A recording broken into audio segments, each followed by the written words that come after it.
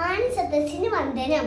ഞാൻ ഇന്നിവിടെ ചൊല്ലാൻ പോകുന്നത് ശ്രീ എടപ്പാൾ സുബ്രഹ്മണ്യത്തിന്റെ എൻ്റെ ഉണ്ണി എന്ന കവിതയിലെ ഏതാനും ഭാഗങ്ങളാണ്.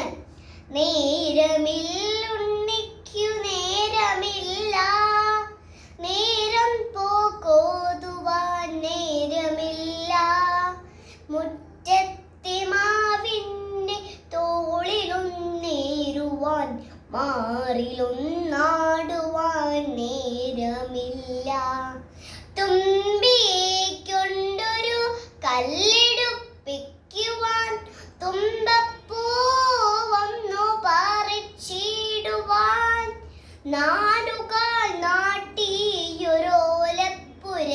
കെട്ടി കഞ്ഞി വച്ചിടുവാൻ നേരമില്ല, ഉണ്ണിക്കു നക്ഷത്രമെണ്ണുവാൻ